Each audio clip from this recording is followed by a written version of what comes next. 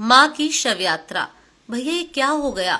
माँ हमें ऐसे छोड़कर चली गई और आप लोगों ने हमारी प्रतीक्षा भी नहीं की। माँ की अर्थी लेकर जाने लग गए। बेटी शमशान घाट में पहुंचकर रोते हुए अपने भाई से सवाल पर सवाल किए जा रही थी। भाई रमेश बोला, हमें माँ के शव लेकर आना पड़ा बहन, तुझे आने में बहुत देर हो रही थी। वह क्या है ना भैया, रास्ते में गाड़ी खराब हो गई, इसलिए पहुंचने में देर हो गई। बेटी अपनी मरी माँ से लिपट लिपट कर रो रही थी। उसे बहुत बड़ा झटका लगा था कि इतनी जल्दी उसकी माँ भी परलोक सिधार गई और उसका इस दुनिया में कोई नहीं है। कभी माँ के आंचल को पकड़कर रोती, कभी माँ के माथे को सहलाती। माथे को सहलाते सहलाते माँ के सिर पर बंधी पट्टी सरक गई तो उसे देखकर वह चौंक गई, क्योंकि पट्टी हटते ही जो देखा उसे देखकर उसके तो होश उड़ गए और फिर वह पूरी बॉडी को ध्यान से देखने लगी। तभी उसे आंचल में बंधा एक पत्र मिला। उसे विश्वास ही नहीं हो रहा था कि ऐसा भी हो सकता है, क्योंकि उस पर्ची में लिखा था कि उनकी माँ मालती जी अभी कुछ दिन पहले ही अपने बड़े बेटे और बहू के घर रहने के लिए शहर आई थी, क्योंकि उनके बेटे की नौकरी शहर में ही थी और वह अपने बीवी बच्चों के साथ शहर में ही रहा करता था। जब तक मालती जी के पति कृष्णकांत जी जिंदा थे तब तक वह उनके साथ गांव में ही रह रही थी। बड़े बेटे की पढ़ाई पूरी होने के बाद उसकी शहर में मल्टीनेशनल कंपनी में जॉब लग गई थी, तो पिता ने भी उसकी शादी उसकी पसंद की लड़की से करती थी। हालांकि पिताजी और उसकी माँ गांव में ही अपनी जात बिरादरी की लड़की से शादी कराना चाहते थे, जो कि बड़ी सुशील थी, पर बेटे की जिद की आगे उन्हें झुकना पड़ा और उसकी ही पसंद की लड़की से उन्होंने उसकी शादी बड़ी धूमधाम से संपन्न कर दी और बेटा अपनी पत्नी को लेकर शहर में हमेशा के लिए जा बसा और अपनी ही दुनिया में रम गया। बेटे की शादी के कुछ साल बाद कृष्णकांत जी की तबीयत अचानक से गिरने लगी। बीमारियों ने उनके शरीर पर कब्जा कर लिया। वह अब अस्वस्थ रहने लगे थे। उनके हार्ट में ब्लॉकेज हो गया था। डॉक्टर ने बताया उनके पास 3 महीने से ज्यादा का समय नहीं है, तो उन्हें अपनी छोटी बेटी की शादी की बड़ी चिंता होने लगी। प्रिया शादी के लिए एकदम तैयार नहीं थी, क्योंकि वह शहर जाकर हायर स्टडीज करके अपने पैरों पर खड़ा होना चाहती थी। कृष्णकांत जी ने अपनी बेटी को अपनी कसम दे डाली कि बेटी मेरी बात मान और तू शादी कर। तब जाकर प्रिया किसी तरह से शादी के लिए तैयार हुई।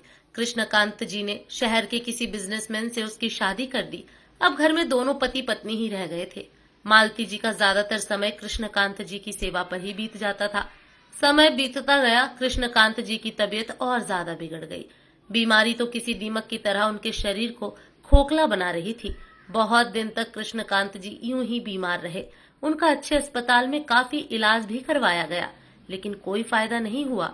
अब उनका शरीर बिल्कुल जर्जर हो गया था। अंत में उनके प्राण शरीर से छूट गए। पति की मृत्यु होने के बाद मालती जी के जीवन में जैसे तूफान आ गया था। गांव में अकेली रह गई थी और उन्हें उनका घर काटने को दौड़ता। ना ही वह ठीक से खाती न पीती, ऐसे ही बस गुमसुम पड़ी रहती। धीरे धीरे उनकी भी तबीयत नाजुक रहने लगी। जात बिरादरी और समाज के डर से बेटा उन्हें अपने साथ शहर ले गया, क्योंकि बेटी की भी शादी हो चुकी थी। इसीलिए शहर में बेटे के पास रहने के अलावा उनके पास और कोई रास्ता नहीं था। थोड़े समय पहले ही वह अपने बेटे के पास शहर में आ गई थी और वहीं रहने लगी। हालांकि मालती जी के दोनों पोते बड़े हो गए थे। सभी बच्चे काफी समझदार थे, लेकिन उसमें संस्कार नाम की कोई चीज नहीं थी। और संस्कार होते भी कैसे? जैसी माँ वैसे ही बच्चे थे, बस अपनी ही दुनिया में मस्त मौला जिंदगी बिताते थे। कभी दादी से प्रेम से बात नहीं किया कि दादी तुम कैसी हो, क्या कर रही हो। उन्हें उस चीज से कोई लेना देना नहीं था। जब बच्चे छोटे थे, गांव आते थे तो दादी दादी कहकर चिपक जाते थे, पर वही बच्चे बड़े होकर तो जैसे दादी को देखकर भी अनदेखा कर देते थे। छोटा पोता तो कभी कभी दादी को देखकर हंस मुस्कुरा देता और बात कर लेता। बेटे और बहू को तो उतनी भी फुर्सत नहीं थी। कहने को बहू हाउसवाइफ थी, और लेकिन फिर भी हर समय कभी किटी पार्टी तो कभी सहेलियों से गपशप में लगी रहती थी। यदि फुर्सत मिलती तो घर का काम कर देती, और जब भी उसका पति रमेश ऑफिस के काम के सिलसिले बाहर जाता तो अपनी मम्मी को हर हफ्ते अपने घर बुला लिया करती, क्योंकि उसकी मायका उसी शहर में था। दोनों माँ बेटी दिन भर हंसी मजाक किया करते। मालती जी जैसे गांव में अकेली थी, शहर में बेटे बहू के रहने के बावजूद भी यहाँ अकेली ही रह गईं। मालती जी के आने पर बहू की तो जैसे खुशी ही छिन गई। वह उन्हें हर समय ताना मारती, सबके सामने तो मीठी मीठी बातें करती, लेकिन जब कोई नहीं होता तो वह उन्हें सुनाने से पीछे न हटती। एक दिन मालती जी की बेटी प्रिया का फोन आया। उससे बात करने के बाद मालती जी बहू के किचन में गई और अपने लिए लड्डू बनाने की बहू शालू उनके मुंह पर अपने बेटे को देखकर ताने कसने लगी कि बेटा, हर समय मीठा नहीं खाया जाता, हेल्दी खाना खाया जाता है। आमदनी अठन्नी, खर्चा रुपया। ये कहाँ से सीखा तुमने? मालती जी सब समझ रही थी कि बहू अपने बेटे को नहीं मुझ पर ताना कस रही है, तो उन्होंने अपने बेटे से बात करने की सोची। हालांकि वह अपने घर में कोई लड़ाई झगड़ा नहीं चाहती थी। उनके बेटे बहू के झगड़े का कारण वह नहीं बनना चाहती थी। हर रोज रोज ताने सुनते सुनते वह तंग आ चुकी थी। और एक दिन जब बेटा घर आया तो उन्होंने बोल ही दिया कि बेटा बहू मुझे हर समय क्या क्या उल्टा सीधा बोलती है। बेटे ने कहा ठीक है माँ, मैं अभी पूछता हूँ। और उसी समय वह शालू के कमरे में गया। शालू माँ, यह क्या शिकायत कर रही है? तुम उनसे बहसबाजी करती हो, उनको ताना देती हो। अरे मैं तो उनसे कुछ नहीं कहती, वह तो मैं बच्चे को बोलती हूँ। अब क्या मैं अपने बेटे को भी कुछ ना बोलूं? लड्डू हर समय नहीं खाते हैं, उन्हें ना समझाऊं तो किसको समझाऊं? माँ जी तो हमेशा गलत मतलब निकालती हैं। अरे मैं उनके पसंद की लड़की नहीं हूँ ना, वह तो गांव की कमली से तुम्हारा विवाह कराना चाहती थी, इसीलिए वह मुझसे चिढ़ती रहती हैं। जाकर देखो तो किचन में मैंने माँ के लिए क्या क्या बनाया है, उनके पसंद की पूरी, मालपुआ और ना जाने क्या क्या। माँ जी मुझे ही गलत ठहराती हैं, आपको मेरे खिलाफ भड़काती हैं। यह सब कहकर शालू मगरमच्छ के आंसू बहाने लगी। बहू बेटे तेज तेज कमरे में चिल्ला रहे थे कि बाहर बैठी माँ सब सुन रही थी और वह समझ गई कि अब बेटा कमरे से आकर मुझ पर ही बरसने वाला है। और ठीक वैसा ही हुआ। रमेश आया और माँ पर झल्लाता हुआ बोला, माँ एक तो बेचारी दिन रात तुम्हारी सेवा करती है और घरों में जाकर देखो कितनी बहुएं सास से काम करवाती हैं, वह तुम्हारे पैर दबाती है, फिर भी आप कुछ न कुछ बोलती हो। माँ शहर की पढ़ी लिखी होकर भी वह तुम्हारा काम करने से पीछे नहीं हटती, तुमको गरम गरम रोटियां सेक कर देती है, समय समय पर दवा देती है। तुम्हारी भी तो बेटी किसी घर में ब्याही है, अगर उसके साथ कोई ऐसी हरकत करेगा तो कैसा लगेगा तुम्हें? अब जाकर बहू से माफी मांगो और आइंदा मैं कुछ सुनना नहीं चाहता तो इसकी जिम्मेदार भी तुम ही होगी। छी शर्म आती है मुझे आपको अपनी माँ कहने में। और आपकी उम्र है लड्डू शड्डू खाने की? माँ बर्दाश्त की भी कोई सीमा होती है, छोटी छोटी बातों को इतना तूल मत दिया करो। इतना कहकर बेटा चला गया। अब बहू शालू अपनी उंगली से अपने बालों को घुमाते हुए सास की तरफ देखकर खूब ठहाके लगाकर हंसने लगी। माँ जी कितनी भोली हैं आप, मुझसे पंगा लेने की कोशिश मत कीजिएगा। माँ जी मैंने इतना खाने की वैरायटी आपके लिए तो नहीं, हाँ पर अपनी मम्मी के लिए बनाई थी, बस खाना अपने मायके लेकर जाने वाली हूँ, समझिए आप। और आज से आपको अपना काम अब खुद करना पड़ेगा। क्या जरूरत है यहाँ आने की, अब तो भुगतना ही पड़ेगा। मैं आपको इतना सुनाऊंगी कि आप घुट घुट के जिएंगी। धीरे धीरे बहू को अपनी सास को परेशान करके बड़ा मजा आने लगा। और एक दिन रमेश शहर से बाहर गया हुआ था।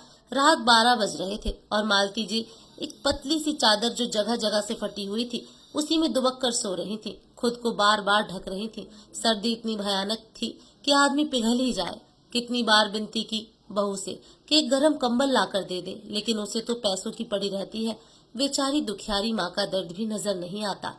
जब ठंड ज्यादा सताने लगी तो वह ठिठुर ठिठुर कर कांपने लगी और सो भी नहीं पा रही थी। कभी अपने हाथों को रगड़ती तो कभी अपने पैरों को कि शायद कुछ गर्माहट हो जाए। तभी उन्होंने देखा कि बाहर गेस्ट रूम खुला पड़ा है।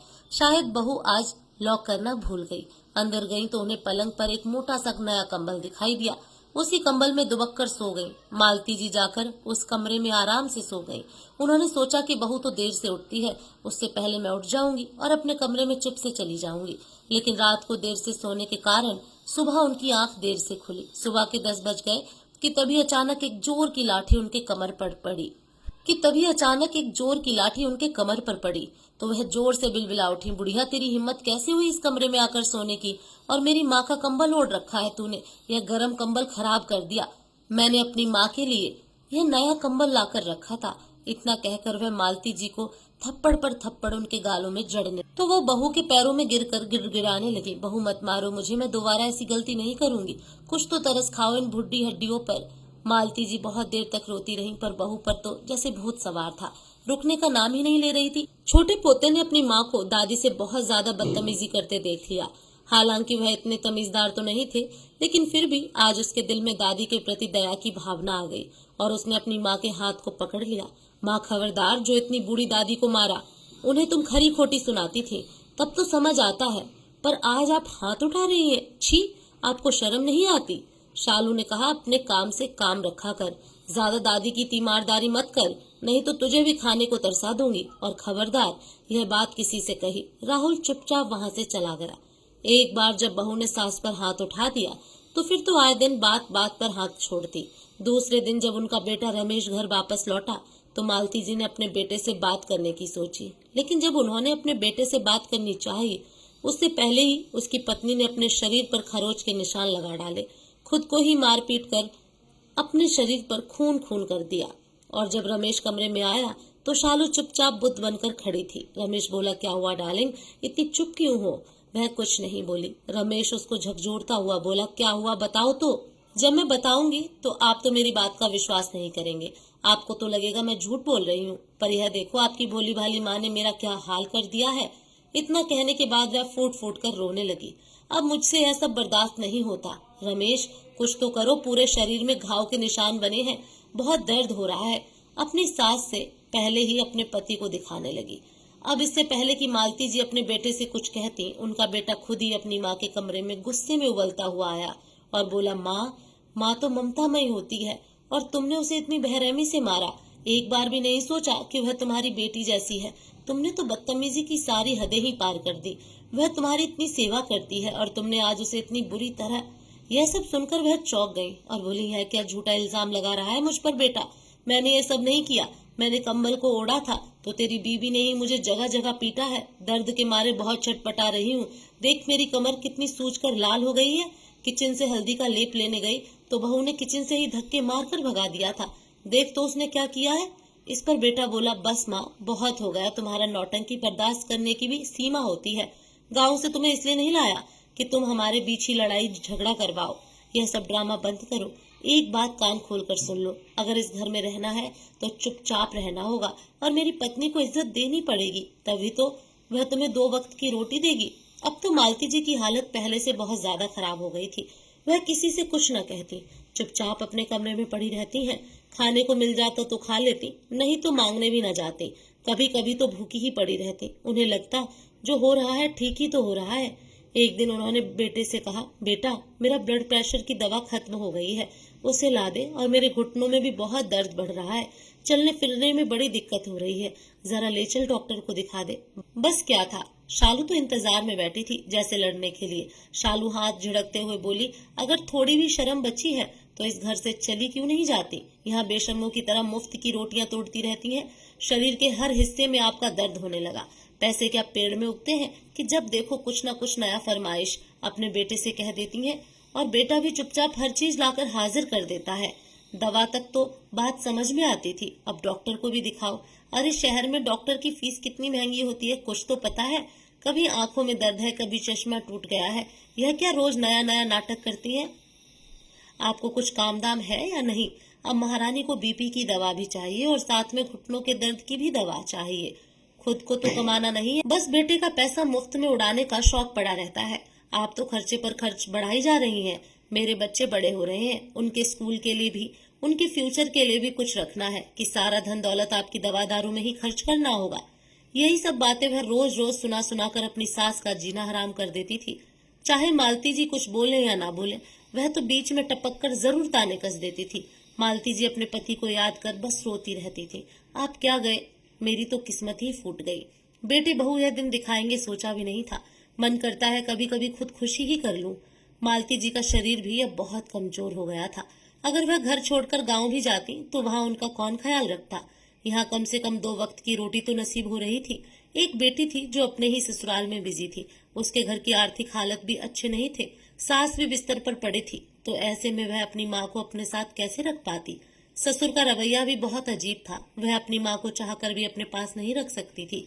मालती जी जानती थी बेटी को अगर यह सब बताऊंगी तो दुखी हो जाएगी, पर वह कुछ कर नहीं पाएगी। इसीलिए जब भी फोन आता तो हंसते मुस्कुराते हुए उससे बात करती। अपना दुखड़ा उसके आगे कभी नहीं रोया करती थी।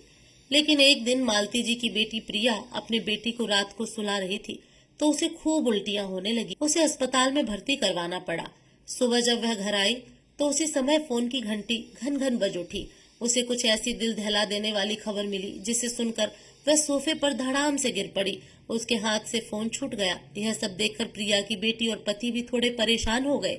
प्रिया के पति ने पूछा कि क्या हुआ है, तो उसका गला भर आया और मुंह से एक शब्द भी निकल नहीं पा रहा था। उसके आंसू बस झलके ही जा रहे थे। वह कुछ ना बोली तो प्रिया का पति मनोज ने फोन फिर से लगाया। दूसरी तरफ से प्रिया की माँ की अचानक से मरने की खबर मिली तो वह भी हक्का बक्का रह गया। यह खबर सुनकर प्रिया का दिल छलनी छलनी हो गया। एक बेटी अपनी माँ से सबसे ज्यादा जुड़ी रहती है। उसकी माँ इस दुनिया को छोड़कर चली गई तो वह पागल सी हो गई। उसे याद आया अभी 2 दिन पहले तो माँ से बात हुई थी। वह कह रही थी घुटने का दर्द बहुत बढ़ गया है, बाकी सब कुछ तो ठीक था, फिर अचानक ऐसा क्या हो गया। रोते रोते वह अपनी माँ के घर यानी अपने भाई के घर पहुंची। तब तक उसका भाई अर्थी को लेकर दाह संस्कार करने के लिए निकल चुका था। प्रिया ने भाभी से कहा, भाभी मेरा भी इंतजार नहीं किया भाई ने। भाभी तो आंसू बहाए चुपचाप खड़ी थी। वहां पर सब कह रहे थे, कोई कारण अभी तक ढंग से समझ नहीं आया था।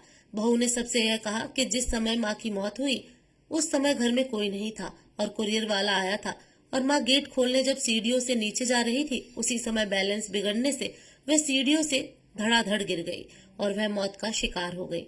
लेकिन प्रिया को इस बात पर विश्वास नहीं हो रहा था क्योंकि माँ को गठिया की शिकायत थी। वह थोड़ा बहुत ही चल पाती थी, सीढ़ियों से उतरने की बात तो बहुत दूर है। उनके घुटने का दर्द दिन ब दिन बढ़ता जा रहा था। वह ऊपर नीचे नहीं करती थी। प्रिया को लगा यह सब बातें करने का भी सही समय नहीं है। प्रिया वहां से दौड़ते दौड़ते शमशान घाट के पास पहुंच गई और अपनी माँ से लिपट कर वह बस रो रही थी और न जाने कितनी बातें उसने 1 सेकंड में अपनी माँ से कह डाली। माँ, तुम मुझे क्यों छोड़कर चली गई? जब मैं आती थी तो मुझे देखते ही कितनी खुश हो जाती थी। प्रिया यह खा ले, प्रिया वह खा ले, मेरे आगे पीछे घुमा करती थी। तू मुझे इतने प्यार से अपने हाथों से खाना खिलाती थी, अब कौन मुझे वह प्यार दुलार देगा? माँ, मैं कितनी अकेली हो गई, अब मैं किससे अपना दुख दर्द बयां करूं? वापस आ जा माँ, माँ वापस आ जा, मुझे छोड़कर मत जा। अपनी माँ की माथे को सहला रही थी, तभी माँ के माथे की पट्टी सरक गई तो प्रिया यह देखकर चौंक गई क्योंकि माथे की पट्टी के नीचे तो कोई चोट के निशान नहीं थे। माथा कहीं से भी फूटा हुआ नहीं था।